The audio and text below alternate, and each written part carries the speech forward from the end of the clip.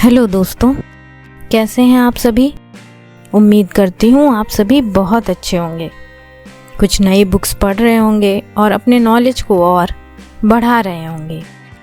जैसा कि आप सभी जानते होंगे कि 26 नवंबर को संविधान दिवस था और उसके अगले ही दिन 27 नवंबर को महात्मा ज्योतिबा फूले जी की पुण्यतिथि थी। दोनों ही दिवसों पर आपने हमारे महान समाज सुधारकों बाबा साहेब और महात्मा ज्योतिबा फूले को तहे दिल से याद किया होगा, उनका सम्मान किया होगा। 26 नवंबर 1949 वो दिन था जब हमारे देश का संविधान बनकर तैयार हो गया था, लेकिन इसे पूर्ण रूप से देश में 26 जनवरी 1950 को लागू कर दिया गया था।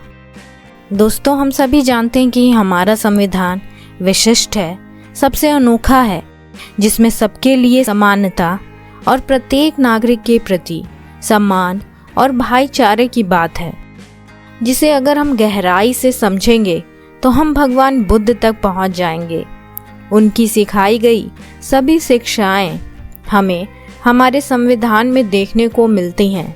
लेकिन बहुत से लोग ये सवाल ज़रूर पूछेंगे कि आखिर मैंने या और लोग बुद्ध को भगवान बुद्ध क्यों कहते हैं।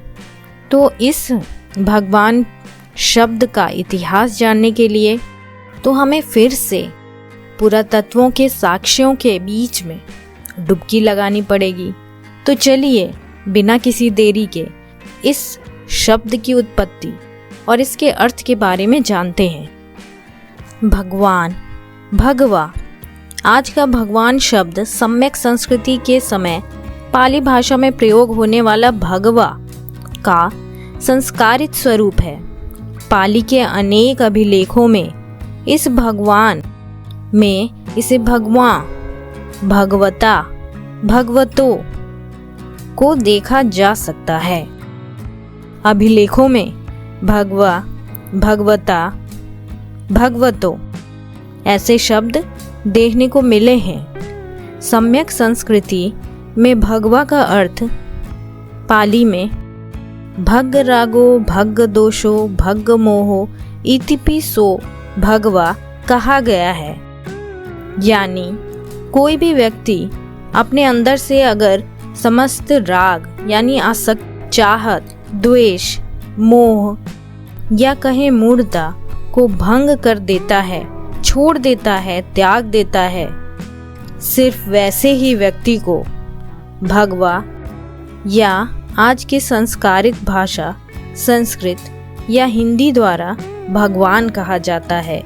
सम्यक संस्कृति में भगवान एक गुणवाचक उपाधि को प्राप्त करने वाले दो ही व्यक्ति हुए हैं, जिसमें एक भगवान बुद्ध और दूसरे भगवान महावीर हैं, क्योंकि ये दोनों अपने अंदर से राग, द्वेष और मूढ़ता को मिटा चुके थे।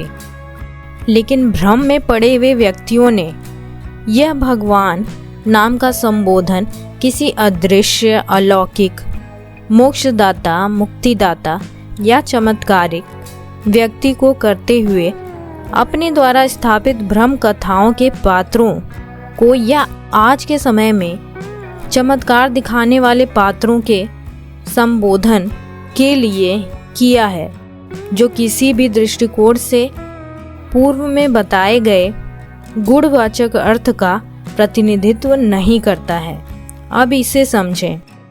इतिपि सो भगवा अरहम सम्मा संबुद्धो विद्याचारण संपन्नो सुगतो लोकविदु अनुतरो पुरीस दम्म सारथी सत्था देव मनुष्या नाम बुद्धो भगवात।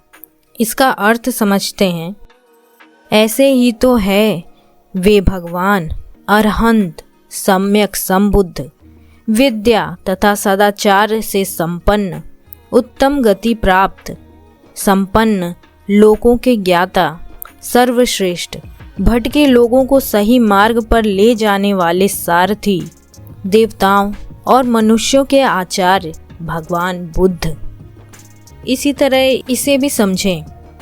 स्वाक खातो भगवता धम्मो संदिटिको अकलिको एहि पस्सिको उपनेरियुको पंचतम वेदितब्बो विज्जुहि ति।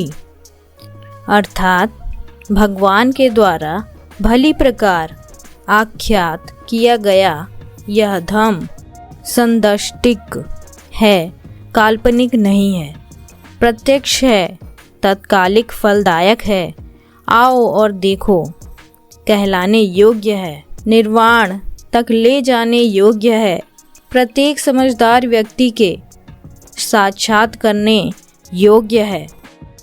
इसके बाद ये लाइन बहुत फेमस है और मुझे लगता है अधिकतर लोगों ने इस लाइन को सुना होगा ज़रूर। ये है नमो तस् भगवतो अरहतो सम्मा सम्बुद्धस्। अर्थात नमस्कार है उस अरहत सम्यक संबुद्ध भगवान को।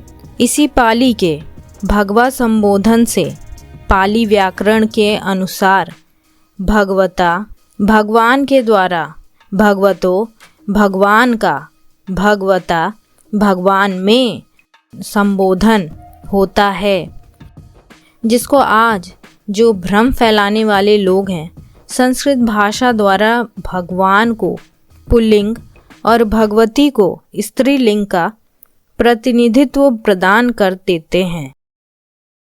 इससे साफ पता चलता है कि सम्यक संस्कृति में भगवता भगवा भगवान शब्द गुणवाचक संज्ञा के रूप में गुणवत्ता के आधार पर गुणवाचक उपाधि बनता था, लेकिन यही गुणवाचक संज्ञा सम्यक अंत काल में नामवाचक संज्ञा बनकर शोभा दे रहा है, जिससे उस शब्द का पूरा भावार्थ ही बदल गया।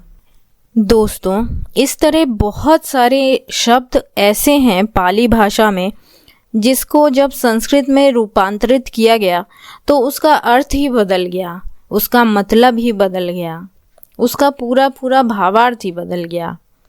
तो ऐसे शब्द और मैं लेकर आऊँगी, लेकिन अगले वीडियो में। उम्मीद करती हूँ दोस्तों इस वीडियो से आपको भगवान शब्द का सही मतलब, सही अर्थ पता चला होगा। ऐसे बहुत सारे कंफ्यूजिंग वर्ड्स हम आज यूज़ करते हैं जिन्हें इतिहास में या पुरातात्विक साक्ष्यों से जो सबूत मिलते हैं वो बिल्कुल ही अलग हैं। उनके बारे में भी हम चर्चा करेंगे नेक्स्ट वीडियो में। दोस्तों, इस वीडियो को पूरा देखने के लिए आपका बहुत बहुत धन्यवाद। उम्मीद करती हूँ इस वीडियो से आपको बहुत ही अच्छी जानकारी मिली होगी। ऐसी ही और जानकारी लेकर के मैं आती रहूँगी।